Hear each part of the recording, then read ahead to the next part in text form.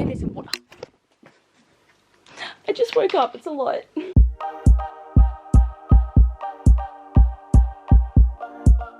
House of Flame and Shadows is officially out, and you know what my plan was to wake up early, get to the shops as soon as possible, go buy the book. Like, I have to work today. It's a Tuesday. Why do books come out on a Tuesday? I have no idea, but I set my alarm for 8 because the shops open at 8:30, and I'm like, this is good, I'll get there at a reasonable time. Promptly fell asleep for 45 minutes, so now it's nearly 9 o'clock, so I'm losing time to read. So I am gonna go to the shops and hopefully this book is freaking out and they don't just have it chilling in the back dock, because people need this book. But I'm already going off to a bad start at this point, but I'm excited. But I literally just got dressed in about 3 minutes and now I'm sweating. It's a thing. I'm so tired. I don't even want to drive to the shops. It's only because I want to buy a specific book. That's saying a lot because I need to know where things are going with this series, I swear. Okay, so I actually got to park in the level I don't normally park in. There's like no one here, and it's weird because this shopping center is normally so freaking busy. It's so annoying, but I tried to park as close to walking to Big W because I don't want to have to walk as far, because then it's less time to read. But then I'm also like, do I buy lunch while I'm here? I don't know, because if I buy food, it means I'm not reading. So let's go find this book.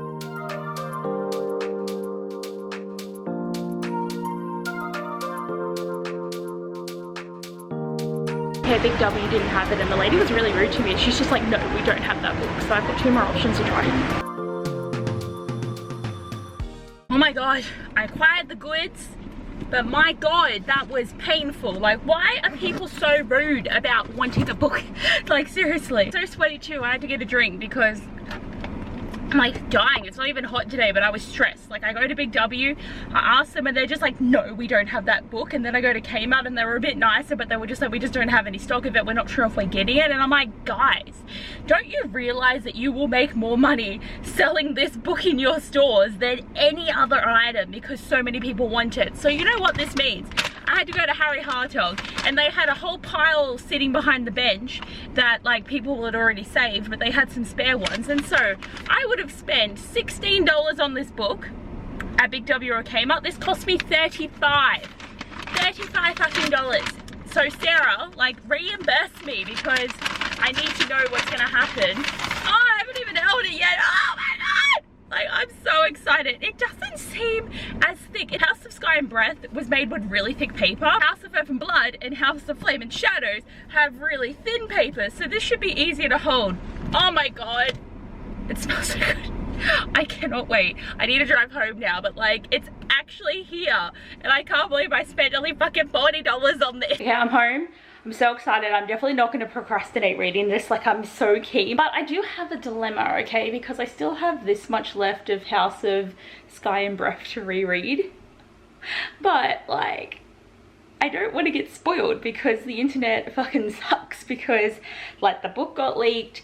People have been getting leaks of quotes because obviously, like, we're just going to quote and spoil everyone now. That's how we do things. The first chapter came out and everyone's been talking about that. And people just have no chill. So I can't go on TikTok. So I like can't finish this now because I have to read that book. I've been stressed for like 1.5 years about what's gonna happen. Like, I am gonna finish this because I'm not gonna just leave it unread when I'm this far. I have like 200 to 300 pages left. Like, I want to experience it again, but I did the reread so I would remember the things. So if there's things in these last 300 pages that I don't remember as I come into this, I'm gonna be like, yeah. But it's gonna be weird in my wrap up that I go book 1, book 3, then book 2. But like, that's how it's gonna go. But like, I'm gonna start reading. I'm so stressed. Like, I'm gonna be back here in about a minute just being like, Look though, they gave me a dodgy bloody copy. Look at that. They just gave me a random one off the pile, but if I had a chance to actually look, I would not have wanted that. I can't. I've only read the prologue and they're in so much pain. Oh my god, does this mean we get Lydia's POV though? Because like, I need it. I love her so much. Like, I know that she's so bad and she killed so many people and she tortures people, but like, she's trying to be good. And oh my god, they cut their wings off. Like, Hunter Baxine don't have their wings, so it's happened fucking again. And bloody, they've got the thing, the shackles on them so that it's not gonna heal. And like, Rune, I don't know why it gave me such a cringe that like all these piercings got ripped out and he's not talking to Lydia. Like, she is calling to him and he won't answer. He hates her so much and it makes me sad. I'm shocked, okay? I'm only in the first chapter, but the Star Sword is the missing sword of Gwendolyn or whatever that place is. How did I not realize that their missing sword for 15,000 years is also their missing sword for 15,000 years? Like, they've had them split. So obviously these siblings from however long ago that went to the 2 different worlds, one took the sword, one took the dagger. And I'm thinking now, right, because they said that once they reunite, the Fae of Midgard come together. But do they mean the fact that they're all Midgardians? Like, they came from the same world, so now they've reunited the Fae.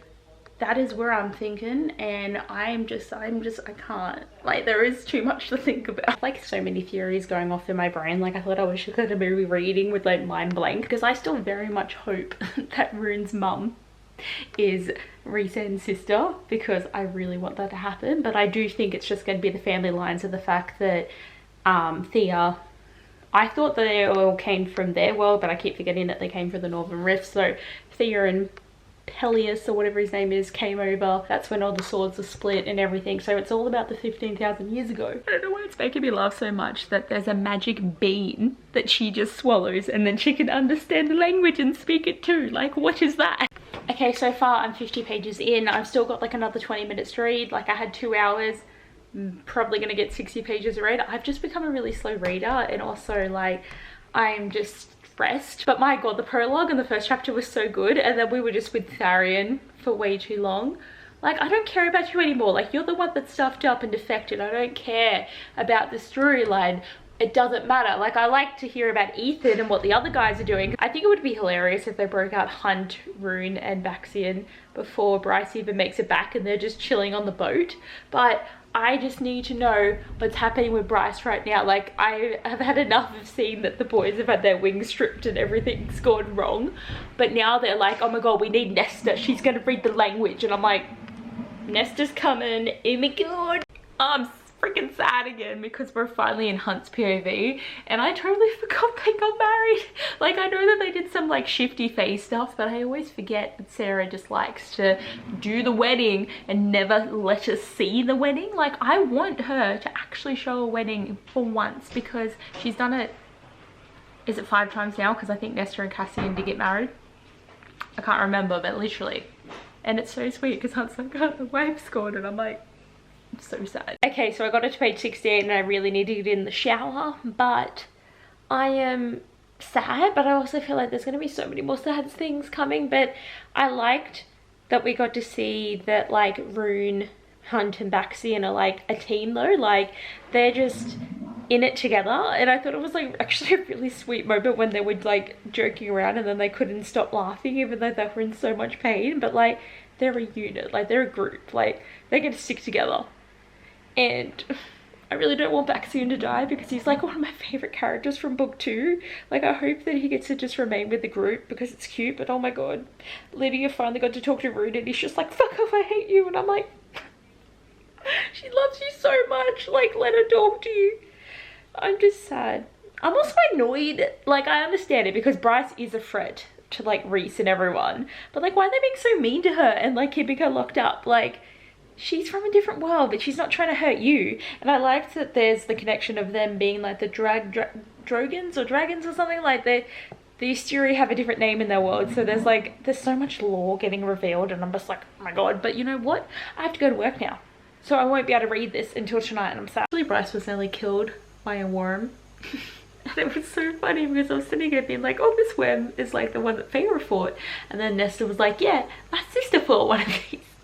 Why is there just one in the Hewn City? Like, the Hewn City is a mess of a place, man. Like, there's a lot of weird shit going on there all the time. Oh my god, I'm 100% obsessed with the idea that Lydia's just gone to the boys being like, hey, I'm Asian Day, bitch, and we're gonna break these boys out. And I think that's awesome because I feel Bryce is gonna just rock back up and it's gonna be fine, and she's just gonna be like, oh shit, I don't have to do anything. I hope this breakout goes well. I'm just scared that Baxian is gonna die, but he's been tortured so much with the others that it's like, give the boy a break. Like, don't kill him.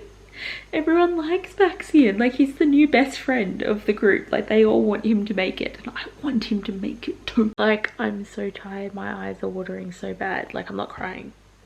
I'm just fucking tired because it's like 2 in the morning. But I got up to page 138. Like, progress has been made. It was really cute, that scene where they finally let like Baxian, Rune and Hunt on the floor, and they were like trying to eat, and they were bromancing. Like, the bromancing is so cute, even though their tongues were just fucking cut out. Like, so much bad stuff happening. But also, like, Azrael is following them along this path of like, let's follow the star and we're gonna find some weird shit in the Hewn City.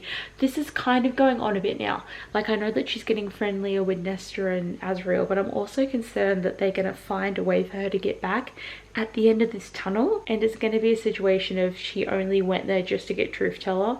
Like, they're not gonna help her do anything. Like, we didn't get to see Feyre or Cassian, and it's like she's still just in her baggy ass shit, not healed from everything that's going on. Like, I thought they were going to train her. But if it's going to be just this long-winded walk through this tunnel for like 300 pages, what was the point? It's another day, more reading is happening, but oh my god, why are they still in this cave? Like, this cave storyline is starting to bother me. But oh my god, I did like the part where Bryce was all sneaky because her hands weren't healing, and then she like had the big worm attack them and she ran off, and then Azrael and Nesta just like died, which is what she thought, and she was like, oh my god, I can't believe I just did that. So she ran back, and they were just faking it, and then they killed the worm.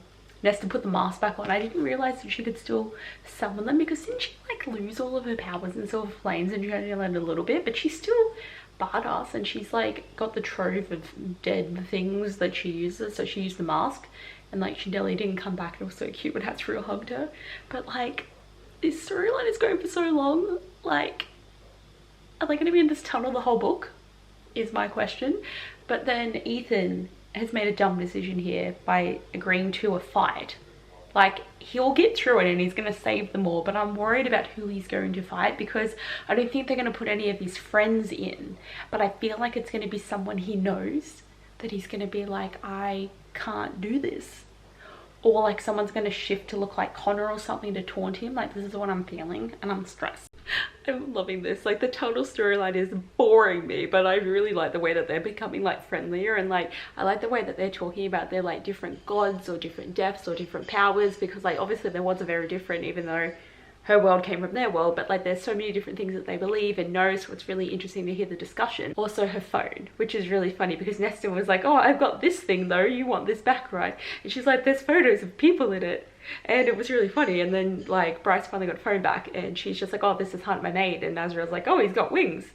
They don't look like my wings, kind of vibes. And then Nesta was suddenly just like, can you show me how this works? Because we've all been kind of obsessively wondering what this fucking thing is. Like, I love that they get to experience a little bit of technology and be like, what do you do with this thing?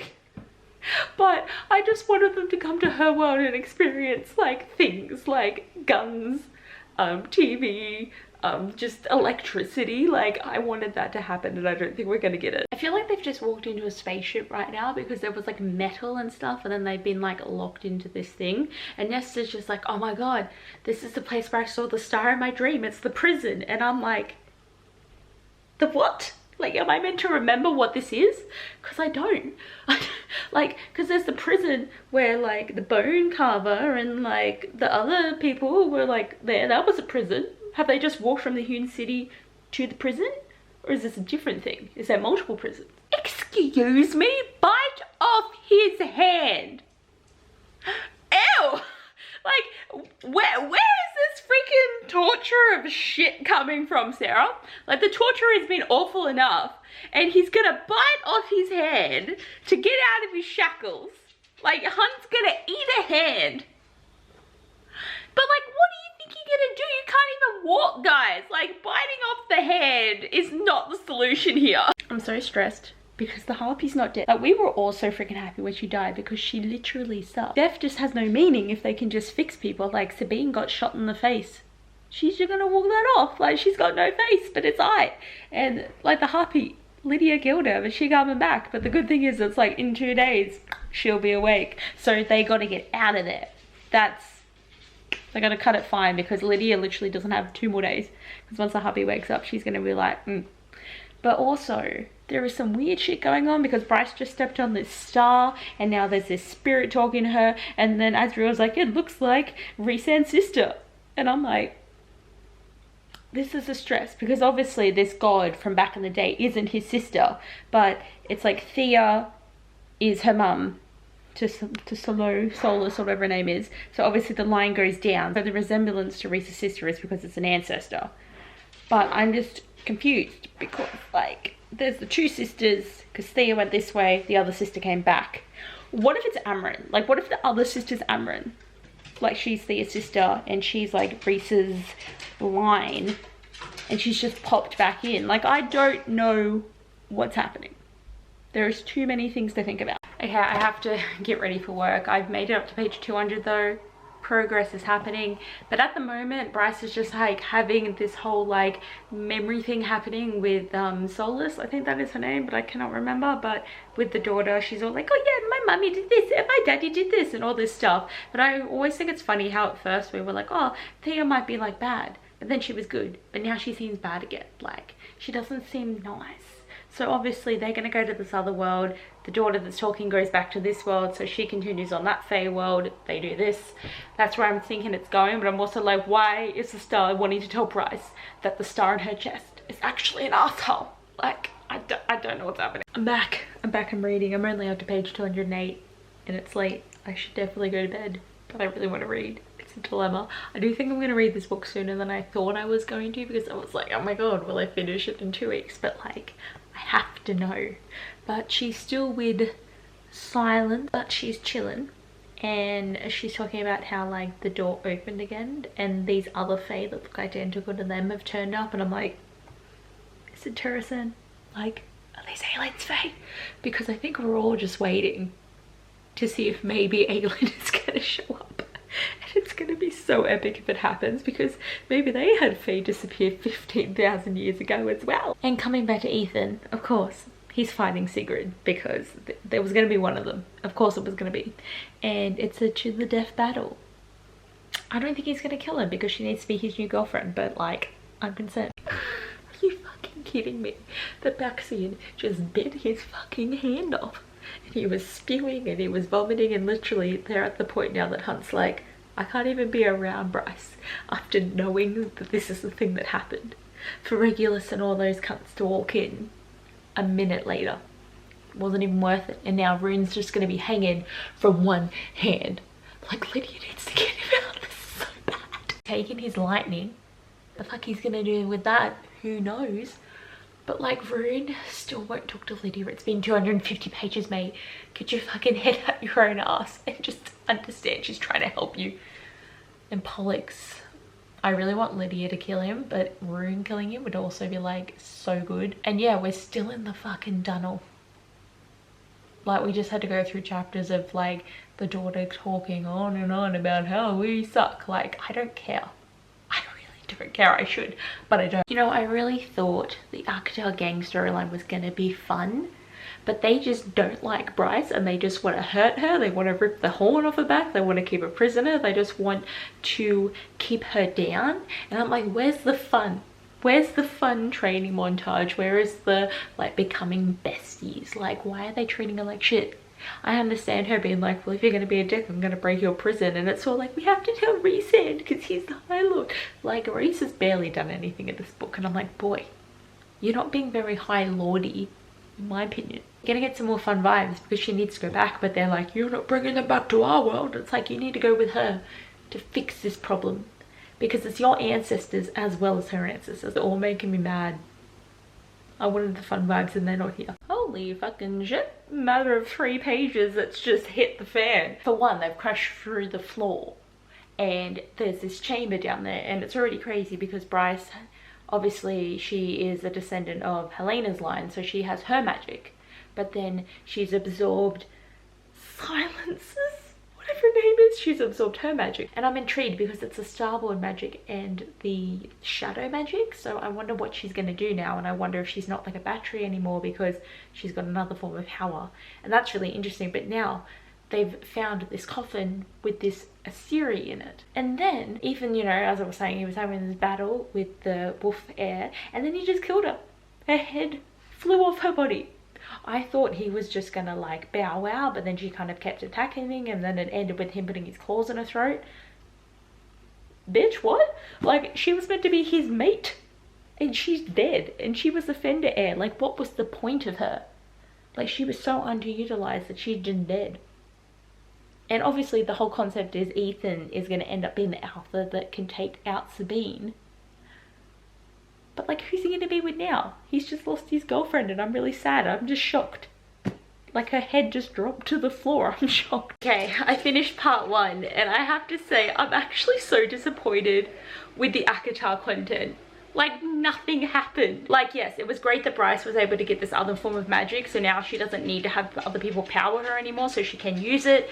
And it's really nice that she has truth telling now, and it's good that she knows that the Assyri can be killed not just by Apollyon, but like, what the hell? I was so bored this whole time. They're just walking down this tunnel endlessly for over 270 pages. And then she finally just decided to leave. Like, I thought she was going to leave at this point because Azrael had the Star Sword. So it made sense that she was going to go. But he's so sad that she took Truth Teller. Like, is she going to go back and give him back his fucking dagger? Because that's his baby. And I just feel like it was underutilized. Like, yes, Nesta, surprisingly, was the only good thing about this part, because she's so badass. And now I'm actually even more keen to reread Silver Flames, because I think I'm gonna like her more because she seems so cool now. I'm severely disappointed by this. And we didn't get to see Cassian or Feyre. Obviously everyone's still in prison. Ethan's just gone. Like, he's done. Like, he can't. He just killed the person that was meant to save them. So he's just, he fucked off. He ran away. And like, it's page nearly 300. They haven't reunited yet. I didn't expect it to happen like very soon though. Like, I still feel like there might be another 100 pages or so before we see them reunited. Like, I think they'll break them out before Bryce and Hunt reunite. That's my theory at the moment. But like, this part annoyed me. After nearly 2 years of waiting, this is what I got. And this is really bad. Like, not in a bad way, but like a bad way, that like, obviously they took Hunt's lightning and they keep talking about his dad. Like, who the fuck is his dad? I don't know. Is it Thor? Thur? It's not Thor. It's Thur. I feel like that's the only possibility, or it's like a demon of hell or something. But like, they took his lightning power because they were like, if you don't give me your power, I'm going to kill one of the guys. And then he gave the power, and then he's like, haha, lol, I'm still going to kill one. And tell me, why was I relieved when it was like, we're going to kill Rune, not Baxian? I know Baxian's going to die. Like, I know what's going to happen. And like, I'm relieved that they're like, no, it's gonna hurt more if we kill Rune, so we won't kill Baxian. I feel so bad. But like, I want it to happen like in glory. I don't want it to be getting killed in the torture cells. Like, I want him to like have a moment, if it's gonna happen. Bryce is back, just drop kicks into a wall, and then the Ording King's just right there. I haven't read anything else. I actually don't know why the Ording King's there, but like, why? 2 seconds in and she already has to deal with her dad.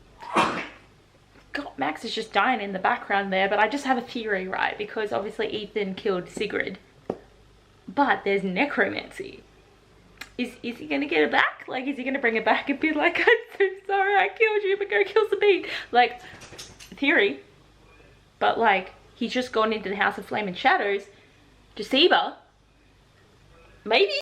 I don't understand how these boys are getting tortured to the fucking max, yet Sarah can make it funny. Because like, they're there getting like taken up for like the execution and everything, and then they're making jokes about having to walk up the stairs, and Baxian's like, can we take the elevator? And then like, they let them, but it was just really funny. Like, they're so hysterical right now. Like, they're nearly dying from the pain, but they're just like, oh, can we take the lift? And oh my god, Lydia's there and she's all chilling and being all like the Hindi, and next minute she's like, bam, starts killing people. She is iconic, and Rune needs to get over his shit, man. The breakout is so iconic. Even Rune's looking at Lydia like, oh my god. Like, love her. Please, please do it. I just love that Baxian was just up for it. He's like shooting the guns, Hunt's just in the backseat like, and Rune's just like, they're doing so bad, but Baxian's like right into battle mode. He's like, he's ready. It's the Hellhound, that's why he's so good. But Like, that whole plan was amazing, and like just seeing Rune like just crying so much that he got to see Declan and that, and then them screaming like, where's your hand? It's such an iconic scene, but now it's all stress. I keep getting worried that Lydia was gonna like not go with them, like she was just gonna like push them in the car and stay and then just end up getting tortured, but I hope she stays with them from now on. But I think now Rune will be receptive to listening to her. That's all I want. Oh my god, this scene is absolutely stressing me out right now because everything is like, it's going okay, but they left Lydia, which is like, I mean, she stayed so that they could get away, but they still left her. But I, for one, 100% need fan art of Baxian and Hunt carrying Rune like a sack of potatoes. It's a must. Someone do this please by the time I can go back on TikTok, because it's been 3 days and all I've done on TikTok is just check like likes on my videos and see if any of my friends have posted. I haven't looked at my feed. I don't like it. But to be fair, I've been reading more, not being on TikTok, but it hurts. And I've been on social media a little bit, but like not too much, just because again I don't want to be spoiled, but I need that fan art done.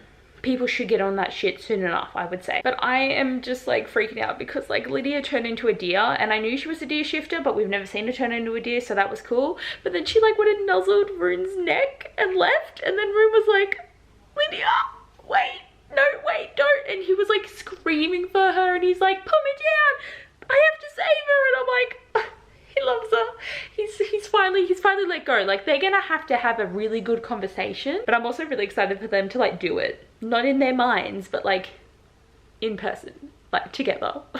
But Tharian hopefully can just like send a wave of water up and grab her, because she needs to go with them or she's going to fucking die. Like, there is no other choice here. But like, I'm stressed. I'm so glad Lydia's, well, she's not okay, but like she's out of there. Like, she's on the boat and Rune's just like sitting at a bedside and he refuses to leave, and I think he still hates her, but he also wants her to be okay. But we also finally got some information about Jasiva, because she's actually one of the priestesses at Pathos, I think that's what it is, the ancient library.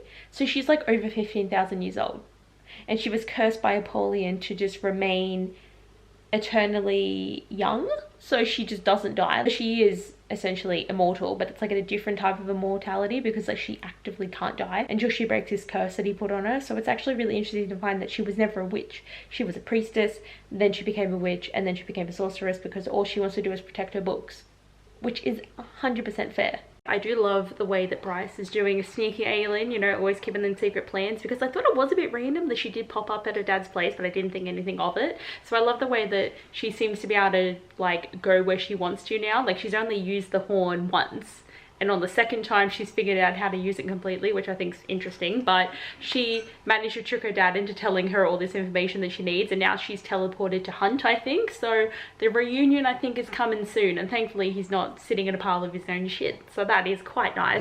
But like, Lydia woke up and then she was all freaking out and running around, and then she went to this place where there's all these children and 2 of them look like her, and Marine's just like, oh my god, do you have like brothers? They're her children. She's a mum. I didn't expect that at all. Like, I know that she's like 40 years old or something, but like, I didn't think she was going to be a mum. And now I'm concerned, are these Pollux' children? Did she have children with someone else? And what this is also giving me is the bloodline ends with Rune. So I think he's going to be the father of these 2 children now, because they're not actually his sons.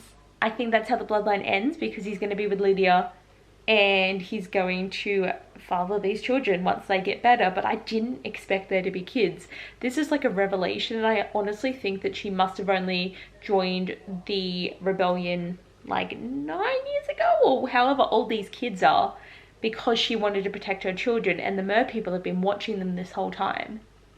This has just blown my mind, because I just can't see her as a mother, but she has babies. Like, I don't know. This is so interesting. Okay, I'm really sad now. So I thought these kids were like really young, but then I forgot that they were in year 9. They're 15, and she had them and then sent them away to live on this ship, so they don't know that she's their mum. But they're also kind of looking at her like, this lady is like looking at us a bit too much, what's going on? So they've got adoptive parents.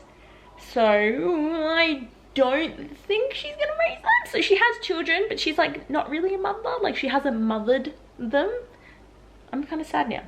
So I don't think her and Maroon are gonna raise babies together and be happy. I'm sad, but like, I also think it's so great the way the reunion happened. I don't know if I expected, like I definitely thought it'd happen by like page 300 because they definitely needed to explore some stuff, but it's nearly halfway through the book that they actually reunited, and it was so sweet that Hunt just saw Bryce and just started sobbing, and Bryce is like, I gotta hold it together. I gotta be calm, because there's this Ocean Queen here that's like doesn't really want to help, because she's like, I kind of help but I also just like want to stay away, so she's not really going to be helpful anymore, so this ship idea is not really going to be like a thing. But I am intrigued to see what happens later, because Bryce has just rocked up and she's announced that she's a queen of the Fae, and I just love the way, again, Hunt just had no chill. Like, he's trying to hold it together, but he's also like, oh, my mate, it's my mate, she's here. It was really cute, actually. I feel like that was well done. And now they're gonna go to Avalon to find out information and get through the smoky smoke, so that's gonna be cool. The reunion with Lydia and her kids was so sad because they like resent her so much, especially considering that they realized that she's the Hind, even though like they weren't meant to find out, but obviously there's TVs down there, so they've found out who she is, so they just resent her completely, even though it does make sense now that the reason that she joined the rebellion is because probably the only reason that the Ocean Queen would protect her children is if she became an undercover agent. So it's interesting that she didn't come to this conclusion on her own. It's only been about protecting her kids. I don't think it changes the way that I think about her at all. I think it's actually really interesting that this is like the catalyst for why she became who she is, and I think along the way she became like not a good person, but like she wanted to do better, like she wanted to do better for her kids, make the world better, and generally wanted to help people. And I think that is such an interesting take, but I'm just so sad that the kids just don't seem to want to have anything to do with her. Like, that's not the way it should be. It's so incredibly sad for her. And I also like the way that it's two dads. Like, they never had a mother, so I hope that for the fact that they've never grown up with a mother, like they've had grandmothers and stuff, that hopefully they will want to have a relationship with her soon. But what is also interesting is Rune, after finding this out, is kind of being all like, oh, she's got a sub story, oh my god, like there's a reason for things. And Lydia's at this point like, you know what, I tried to talk to you, I tried to get you to understand, and now that I have this sub story, you're all like, oh, maybe I'll be with it. Like, I actually like the fact that she's suddenly gone to rejecting him now when she tried so hard. And it's going to be very interesting, the conversations that they're going to have now, because there are so many different elements here that are just making it so hard. But I do think that Rune doesn't care about the children. Like, he's not going to care that she has kids, like he's not that kind of guy. But what changed his opinion on her was the fact that she saved him. But they need to communicate this better. Like, they're definitely not at a place where they can have a proper conversation right now, because there's just too much emotion happening. But it's taken an interesting turn and I really enjoy this, and I cannot wait to see more of this. Love the way that this boy just steals my seat while I have dinner. And two, look at that progress. I'm about halfway through. You know, your namesake was in this book. Do you know that? Do you? Master of Shadows. Look at your little face. Of course you are. I think it's really funny that Hunt keeps bringing up the fact that Bryce has plans she's not going to tell us until the last minute. Like, they're really trying to make the thing now. Like, with Hunt noticing and Baxi and being like, Danica was like that. He's like that Pedro Pascal one with the laugh. Gets like, and starts crying. He's that meme right now. He's going to be sad boy forever. But I love him. But it's just really funny, like this has become like totally a thing, and it's just cute seeing them back together. Like, Hunt and Bryce are just like such a soft couple. Like, they're so sweet, and like even though one of their first thoughts was having sex, they haven't had sex yet, so at least they didn't get right into it, because I still feel like all of them need a bit more time to heal. Again, Rune lost a hand, and it's been awkward and weird between all three of them since. They need to heal, like mentally as well. I never touched on this before, but when they were talking about necromancy, I definitely thought it was going to be Hypaxia, but damn. So she's not the Queen of Witches anymore because there was a coup, and now she's sworn fealty to the House of Flame and Shadow, so she's going to be like a sorceress now? There's like a lot of new information in one page. It's like, babe, what are you doing? Like, what is with everyone just fighting everyone? Like, there's too much going on. Seriously, so much just happened in the span of like a chapter here. They're in the special Fey lands that's surrounded by the mist, that's like similar to the other misted areas, where Morven is the king. And all the Fey kings in this book are awful, but he literally does not give females the time of day, and that's putting it mildly. He has no need of you except for you to breed more men. that's the only thing women are good for. So literally, like, Flynn's sister was there, and basically her choices were to marry one of these assholes or be sent back. Like, there's no other choice, because women can't be unwed in his land. They can't be unchaperoned. There can be nothing. And they're literally trying to figure out how to save her. And Tharion's like, I'll do it. So he's just married this random fae chick. So that's just what's happened. Tharion, first you jump out of the Ocean Queen's boat and have this queen so pissed at you now that she's probably also going to kill you. Like, the Viper Queen wants to kill you, your old Mer Queen wants to kill you, and now this other Mer Queen wants to kill you, and now you have a wife. And going on with this Sigrid storyline, Hypaxia just spent like 8 hours trying to resurrect her, and you know what? She's a Reaper now. Fucking awesome. Like, what is going on? Because this storyline is pissing me off, because I was so excited at the end of book 2 that there was going to be like this werewolf line that was going to hopefully take down Sabine. She died within like how long? And now it's all this shit about resurrecting her. And now they want to get Sophie's body to resurrect her so that her Thunderbird powers can then save Sigrid. Like, why is this so long-winded? Shouldn't have killed her in the first place. It just doesn't make sense unless they needed Ethan to be in the House of Flame and Shadows, because obviously that's what the book's called, so we need to spend some time there. And this was like the only way to make it happen, that one character is there for so long, because Jaceba is just telling him all these secrets, like just laying all this shit out for him. Like, is he gonna find out something that's gonna help? Is Sigrid ever gonna not be fucking a Reaper? Like, the Under King's just come in and taken her? Is Hypaxia ever gonna resurrect someone and have it actually work? I have so many questions about this. I really have to go to bed. Like, it's been the 3rd day of me reading this book, and I actually read 220 pages today, which is so unlike me. I do not read this much anymore, so I'm sorry to do a math that can make me do it. And I feel like if they're gonna come and have this massive battle and bring hell, it just feels like it's not gonna get resolved. And I know that Sarah just announced that there is gonna be a 4th book in the Crescent City world, but I don't know if it means that it's a 4th book in this series. You know what I mean? Like, because this is going to be a trilogy. So I don't know if she's just announced that there's meant to be another book as a surprise and we're going to have a cliffhanger. Like, I feel like it's going to be about a different character.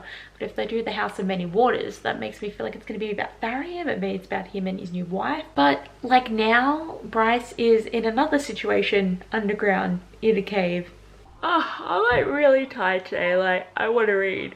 But nothing is happening too much that's making me like really want to read. Like, I'm wanting to experience the last 200 pages of Crescent City 1 again in my life, and I feel this book would do something. But in this moment in time, I'm like, you know, like yesterday I read over 200 pages. I was adamant about reading, but today I just feel tired. But I'm really freaking sad that they bombed all the humans, because the Siri have just decided to go on the freaking warpath. So that's awesome. And it's really annoying too, because in the political side of things, none of the other races are gonna care, because they don't care about humans. So they picked the perfect people to bomb and then not have any repercussions of people actually rebelling at this point. Because, like, if Bryce comes in and does like a big speech about stuff, no one's gonna give a shit, because really most of the people in this world suck. And it's like, who are you trying to save when people are like this? But also, it's still been in this cave for a while. They haven't found out anything, but then her dad's like popped up and they're all like, oh, you need to breed and we're gonna get rid of Hunt and breed. Make babies, breed. I feel like the Fae have a breeding kink at this point, because it's all they freaking care about. And then she's just dropped a heap of rocks on them. That was the last time I saw Bryce. And finally things are happening with Rune and Lydia. Like, I was actually really sad that it had to go from her trying so hard to her just giving up completely, to then the kids storyline, so then the romance took a back seat. But now they're like starting to talk, and they were talking a little bit and now they're talking more. But it's good to finally know that the kid wasn't Pollux. But also, do we remember them mentioning that Lydia disappeared for 2 years? Unless it's in the 300 pages of House of Sky and Breath that I still haven't read, or if Hunt mentioned it in book 1. So I'm just glad they're not Polluxes, but it's also good that it's not a male that she knows. So I wonder if this male is wondering where his kids are. But it's actually so shit that basically she got to the Ocean Queen and she's all like, oh yeah, we'll look after your kids, but you have to get back out there and find out shit. Like, she was basically blackmailed into helping, but she did want to be a better person, and having this pregnancy was the first step of her being like, I don't want my children to live in a world like this. So obviously she is doing it for herself. But to be taken away from her kids like that is so wrong. But I do like that her and Maroon are finally talking, and I think they're about to have sex. But I also feel like they need to talk more before they get physical. Like, I don't know what the vibe is right now. Okay, I was right, they didn't have sex, but I feel so bad for Lydia because, like, Pollux is a fucking tool. Like, I don't think most of their interactions were consensual because he's such a fucking dick. But it was really sweet how he's like, yes, at first when I found out you were the Hind, it was all fucked up, but now I don't care. You're mine and I'm yours. And I'm like, ah! I love them so much. And now Bryce has just like jumped into a river, and Hunt's all like, oh my god, it's because of my guilt that she won't tell me things anymore. Like, get over yourself, dude. Hunt's actually starting to get annoying in this book, and it's funny because I've been talking to Kat from Brews and Reviews about this, and at first I was like, no, he hasn't been that annoying. Mate, dude has to get his head out of his own ass at this point because, like, shit needs to go down and you're not helping. I do love the fact that it's the twin reactions of what the fuck, Bryce, when they come out of the raging river, because of course it's a good idea to jump into a raging river. Bryce is like, this is the second time, mate, it's been fine.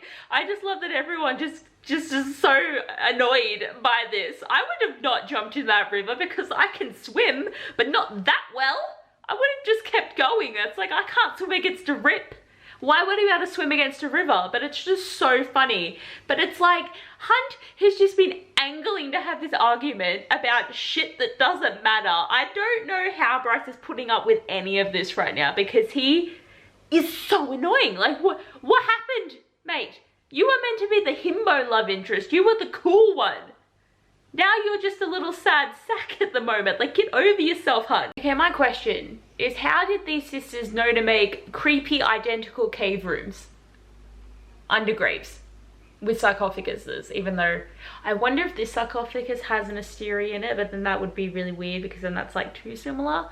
I feel like they're gonna get some of the hell bitches coming out of this hole, out of Abbeyleec or whatever it's called. But like, how did they know? Could the sisters actually communicate with each other like, oh mate, I've got a really good idea? Like, how did they know? Okay, we finally know who Hunt's dad is. It's Polian.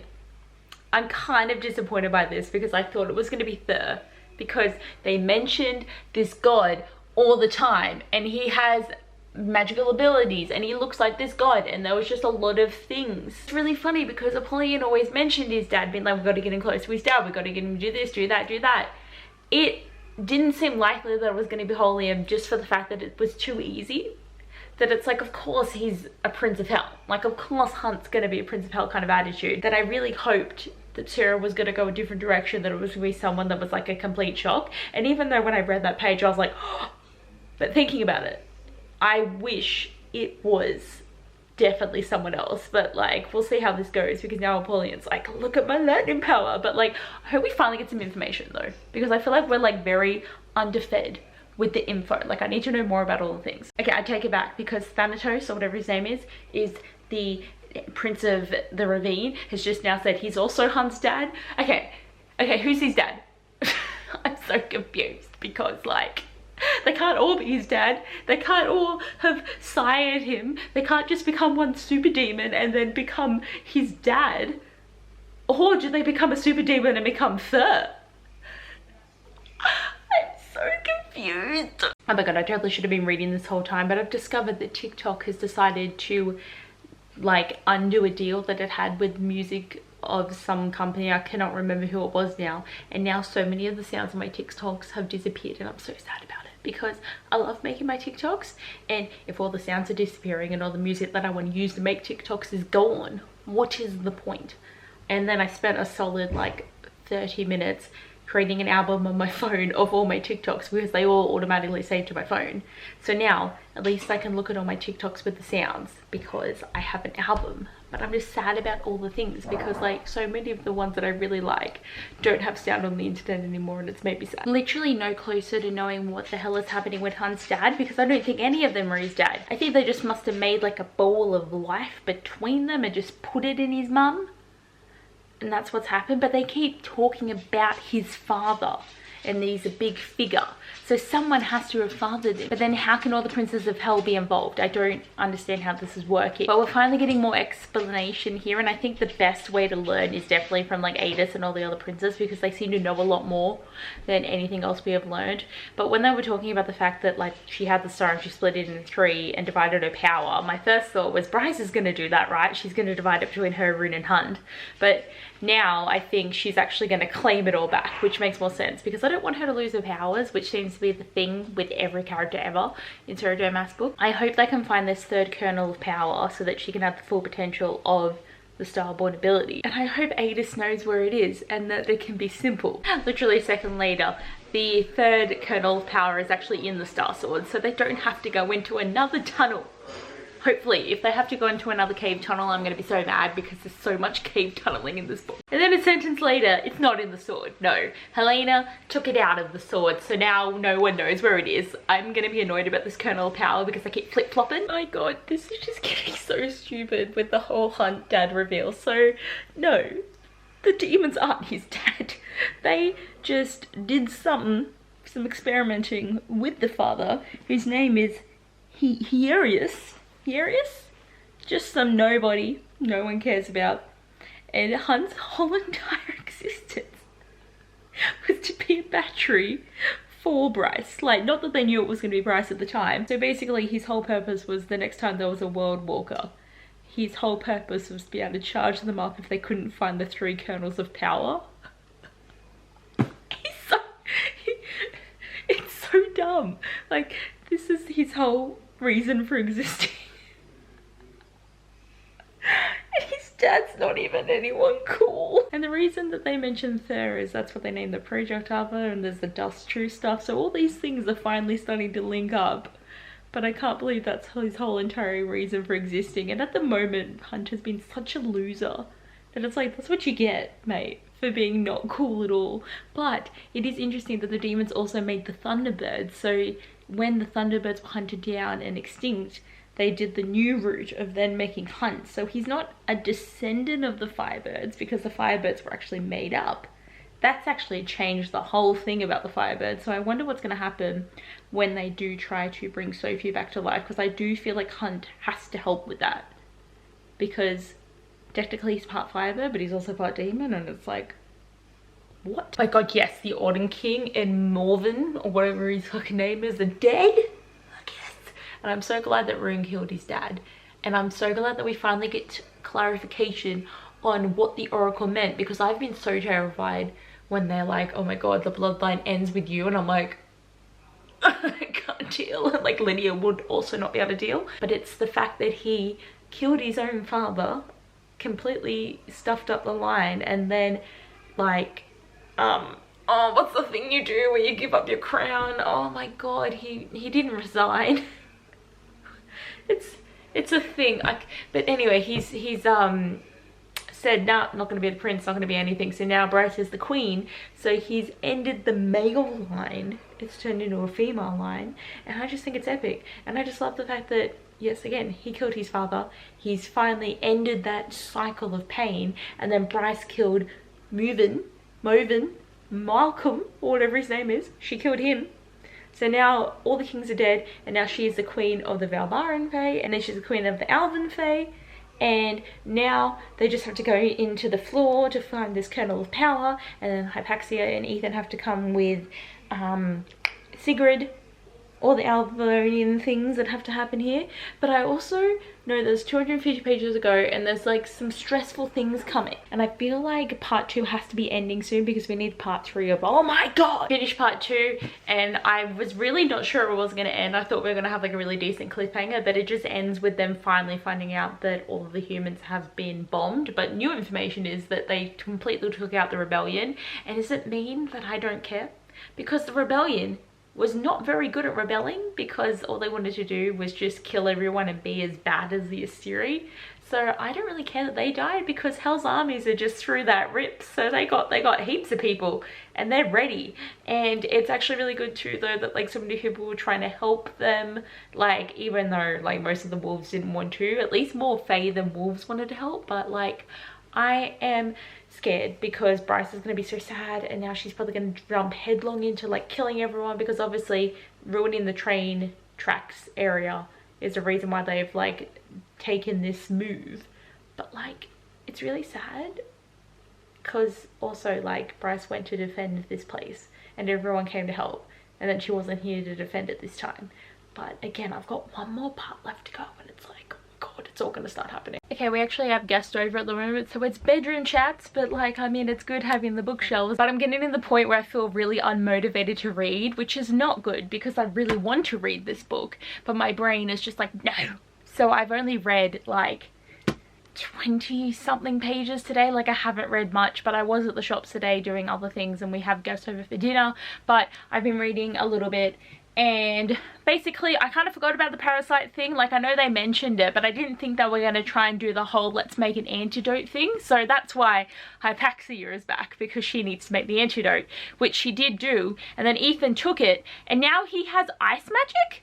Like, he's basically Elsa now, and I don't mind it. But I think it's interesting that then Hypatia took it, and then she had like wind magic. Like, were they all meant to be elemental in this world? I feel like there was something that someone said about something back in the day, and considering that it doesn't seem like this antidote is going to last forever, I don't know what they're going to do, and I feel like we're not going to get this whole elemental magic and antidote thing explored as much as it should be, considering there's less than 200 pages left of the book, and there has to be a lot of time dedicated to the Hell's Armies coming in and them fighting the Asteri. But now Ethan is all like, I have to go tell the werewolves what I did. Like, I'm getting sick of his whole guilt trip thing the whole time. Like, I thought this storyline was going to be really cool, but now I hate it because Sigrid died so quickly, and now it's all about him being all like, I'm so guilty and I have to fix my actions. And it's like, mate, fucking people are dying. She's one chick and I know you killed her, but he needs to ultimately just come to the decision, which he should have known since the start of the book, that he's got to be the new Prime, and he has to challenge Sabine to combat, and he's going to fight her with the sword, and then he'll become the Prime. Like, the Prime wants him to be the Prime.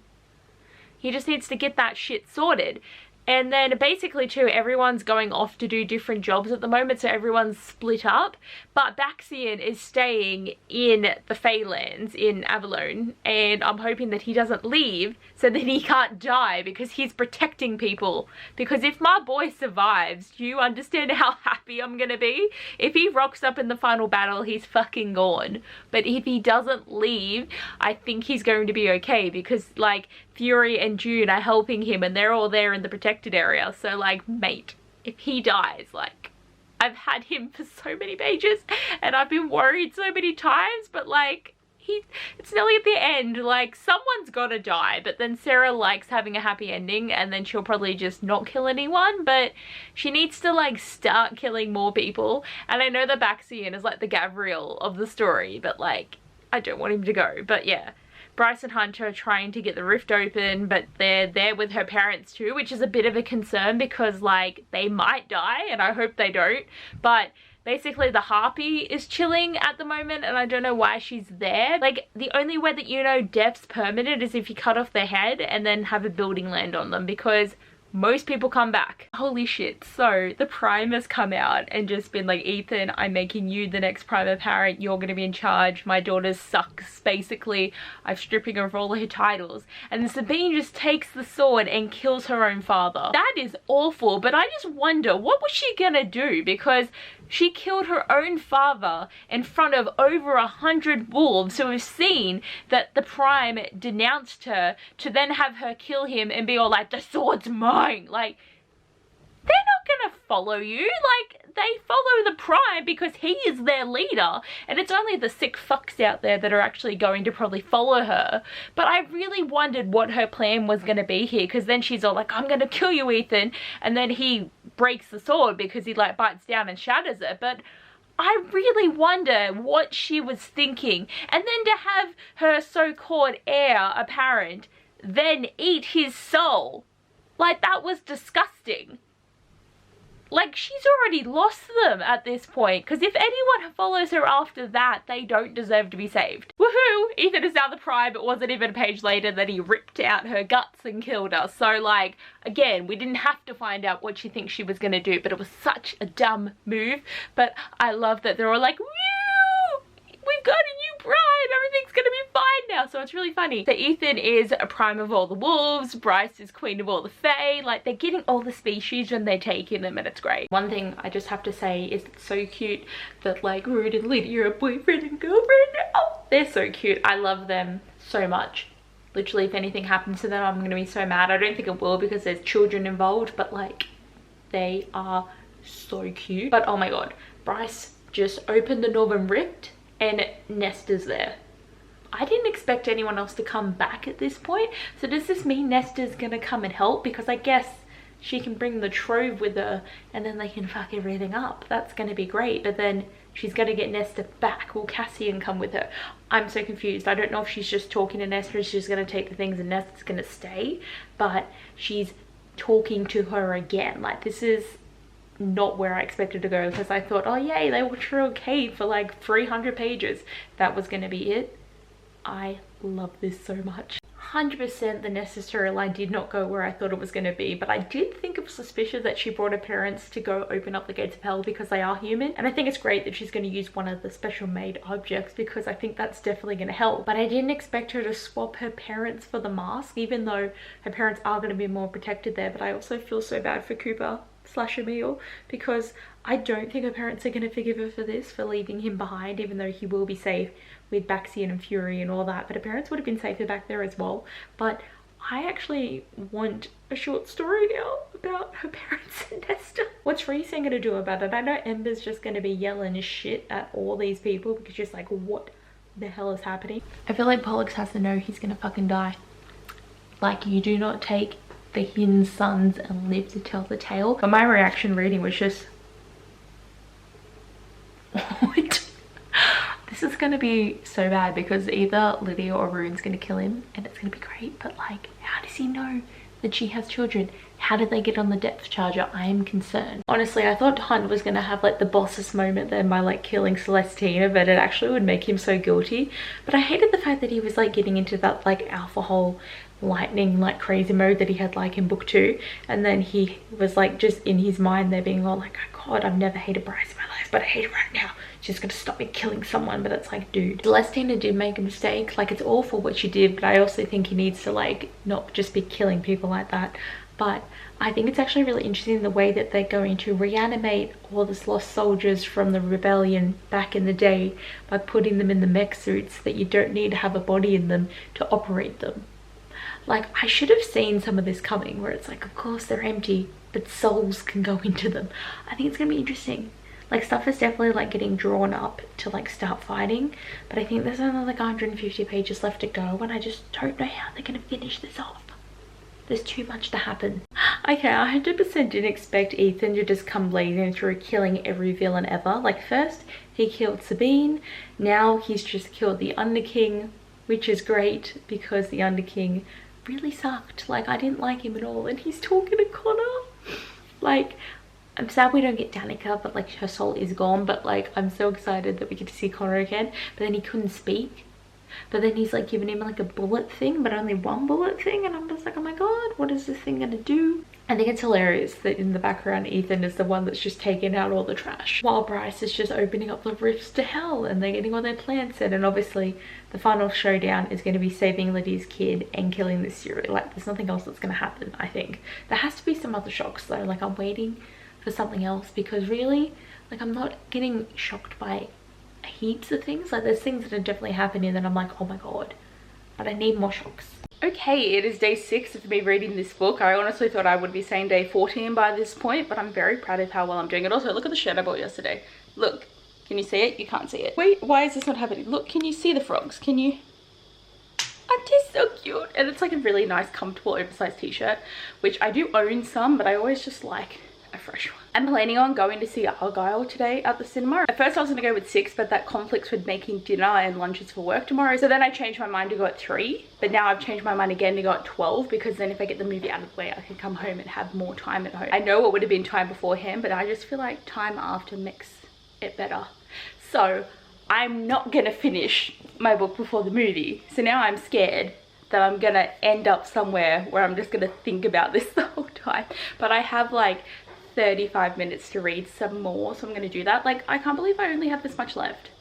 Like, this book felt like it was endlessly going, but now we're like nearly near the end, and I'm just waiting for Tharian and Ethan to make some more dumb decisions, them to fight the army, Hunt to just go full lightning man mode. I feel like there's too much to happen now. Like, this book has been a bit slow in my opinion, but I find that all three in the series have been slow, and then they just have some really intense stuff happening at the end. But I already feel like House of F and Blood has been the best book in the series, and I still love the second and the third one, but it's just like nothing beats that book. It's so good. I did not expect Hypaxia to actually become the new Under King. Like, she's an Under Queen. So literally every one of our main characters has taken over a section of Crescent City and the houses, and I think that's hilarious because what do we have left? The Mer people. I don't believe Tharian will become the new king of the Mer people though, but at least she's gonna help bring people down and save them. But this is so funny. Like, I didn't expect them to just start killing everyone. Like, it should have been expected, but it was not. But I said before, but it's so sweet seeing Connor again. Like, the poor Bean. Like, I've always loved Connor, and I feel like he would have been such a great character to keep around, but that's the point. It's meant to be so sad that he's such a like cool dude. But I think it's interesting that all of the ghosts went in to make Second Light through the gate to make a little bullet so Bryce can probably kill Regulus. So now Ethan has this bullet that he's got to get there. So now everyone, like, it's all about becoming the new leaders and then getting to where the Assyria are just to start killing people again. Okay, I got back from Argyle like half an hour ago, and I've just been on my phone on TikTok because now that I've opened back the floodgates, I just can't stay off it. But I need to read. I need to finish this book. Look, I have like, that's nothing. There's nothing left to go. But Argyle was a great movie. I love a good spy movie, but I also love a spy movie that involves a writer. It's a niche that I enjoy. Like The Lost City was a really good one, and there is another one that I can't think of now. I just love the concept of writers having to get into the world of like serious shit that's going down, and spy movies are just great. But I enjoyed it, highly recommend watching it. But I'm gonna read. I need to not get distracted, and I need to read. I'm kind of sad that Tharian's new wife, Satya, I don't know anyone's names, she's left him to go find her ex-boyfriend, and I thought there was like a moment happening with Tharian and her. Like, I thought they were gonna like, they got married for these reasons, but we're gonna fall in love, like basically an arranged marriage. But like, I'm kind of sad. I hope that she comes back. Like, hope there's a storyline about that later, because I don't think we're going to see her again. And Ethan keeps reflecting on the fact that he can sell Perry's scent, so I think maybe they're wolfmates. That's where it's going, because she was always nice to him. So I think their relationships are getting set up, but obviously we're not going to get anything about them until the next Crescent City book that Sarah's meant to be writing, because I do feel like we're going to get a House of Many Waters book, but then that means it's going to be about Tharian. But I would read it if it's about him trying to get his wife back. That would be great. But it kind of does make me laugh that both Hunt and Bryce and Rune and Lydia were like having sex on the last night, that they assume that they're either going to die or survive. And I just think it would have been so funny to be Flynn or Declan just in the house like, oh my god, they're both doing it. Like, they're both like, they don't care. Like, as long as there's four walls around them, they don't care where they are. But I just think it's funny, but it's also really sweet. And I do think it's fun that like sex is like really taking a back turn in this story. Like, pretty much this whole series, like, it hasn't really been a big factor, and like the scenes are there and they are written to be sexual, but like, I just don't think Sarah's focusing on it as much as other books, because there's a lot of times when it's like, yeah, not really the time, this is not a good idea. I'm worried for Rune and Lydia again, because I understand that she's really frantic right now because all she can think about is her sons, but she's definitely getting like too desperate that she's just going to rush in and get killed. So Rune shooting her to slow her down is not the worst decision ever, but she's so mad, and all it's going to take is hopefully Rune saving her kids and then she'll be happy. But like, if they break after this, I'm going to be so mad. The showdown with Pollux was like so intense. I'm so sad too, because Rube was like, take me and let them all go, and he's like, she's my mate, and it's like, of course, you know, if you don't have a mate, that's weirder than if you do at this point, because everyone's got a mate, everyone's got a bond. But like, oh my god, that was stressful. And then like Lydia saved her sons, and she's all like, I will forgive you for shooting me, you freaking asshole, if you get my kids out of here. So like, they're good, but I'm not shocked about her having fire abilities, because like, she was literally a flaming shadow in the bridge world that they did in the dreams that it doesn't shock me at all. I thought she did have fire magic because she's always shown with like flames on her fingers and fan art, and that's before this book came out, so I'm not shocked about it. But it's also slightly shocking that she is definitely from Aylin's world. Like, we all thought she was a descendant of Aylin, but she's definitely saying like these are shifters who have humanoid forms and fae forms, and she's got fire powers, so she is 100% a descendant of Aylin, and I am obsessed about this, and we all thought so because she looks like her. But this has also made me sad because this means if she's a descendant, it means that Aylin's world was probably 15,000 years before everyone else's world, so there's definitely no chance that we're gonna ever see Aylin in any of the other series, and I'm sad about it, but like, this is such a good little nugget of information. I totally forgot to mention, dude, Pollux is dead. Bitch got burnt from the inside out, and that's what you get, but that torture should have lasted for days because he's a wanker. Yes, and Mordoc's dead. I keep forgetting about this man because we haven't seen him for a while, but they killed all the fathers. That's all we need, kill all the parents, except for Ember and Randall. They can stay. This is just starting to feel really unbelievable now. Like, she's set off the freaking bomb because of this theory, like, oh, if you break our freaking reactor thingy, the whole world's gonna get dragged into a big pit. So she's like, I'll make a bigger pit, and Bryce is just chilling. It's very much giving Big Hero 6, like when Baymax is in the thing, but like, it just seems so unbelievable now that like she's stuck in this place where the Syria literally getting ripped apart and Bryce is just fine. Like, she's chilling, she's breathing, Hunt's gonna jump in there. I felt so sad though when Sahar was like, her soul was like in the suit and she's like helping him, like that's cute. But I just, like, what's going on? Like, I really have like 30 more pages left of this book and I'm just like, I'm very confused. Like, the stakes have not been high at all, honestly. This book, like, I've been expecting more. Like, no one's even died yet. Okay, this is actually really sad because like they're trying to hold open the portal and like they're all there. Oh my god, like, it's so stupid, but like knowing that they're all there, you know, through love all is possible. But then they're doing a reset, being all like, oh, and Bryce was dead. Then I wake up. Sarah never kills anyone, but like that moment of solidarity of them all helping, even Adis and like Napoleon, just like, that was so good. I'm seriously so emotional right now. It was so stupid. And it's like sparking her lighting, but she's dead. Like, she's gone. Like, she's not coming back. And he's like, what was the point? Like, what was the point of any of it if she's not here? And I just, it's so sad.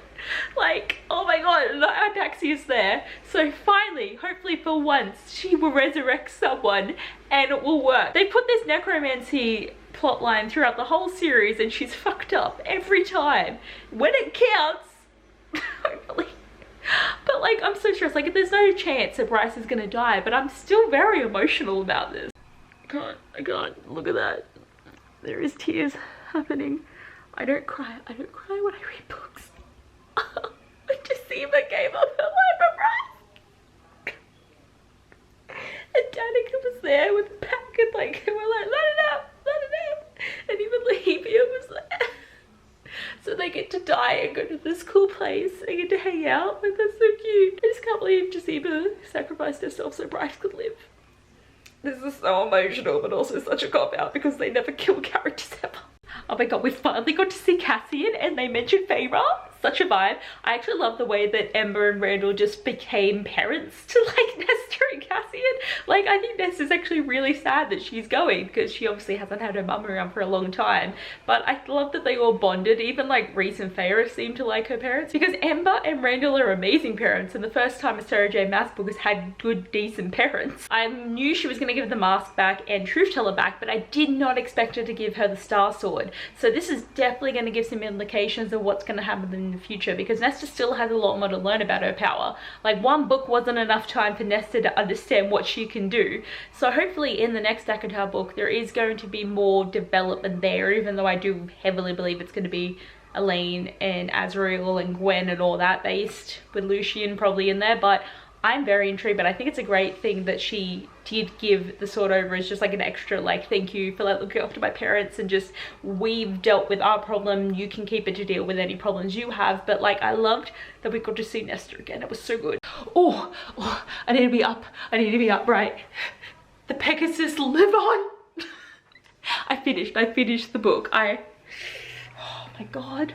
There was a lot happening in the last bit, but everyone's had a really good like wrapping up section. Everything's happening. Instead of having rulers, we're going towards democracy. One thing I hate is because there's no more First Light, all the electronics and electricity is just gonna die. So they're gonna just go back to living in the Stone Ages. If that was me, I would simply not. I'd rather stay in that dark pit than not be able to go on TikTok.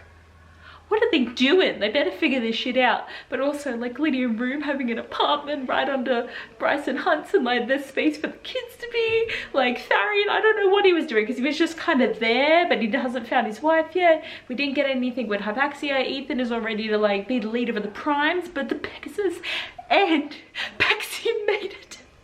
The one thing I wanted, and the boy survived, but I'm also very disappointed that the only person we lost was Jaceba. Like, no main characters died, no one made it emotional, like, yes, Bryce almost died, but it's one of those things where it's like, if they bring him back, the meaning is void. It's annoying. Overall, I definitely liked this book, and I was very excited to read it quickly, but there was things that did disappoint me and were like slow and stuff, but it's still gonna get 5 stars because it's Sarah J Maas. I don't care what happens in one of her books, I just by default have to give them 5 stars because it's a Sarah J Maas book.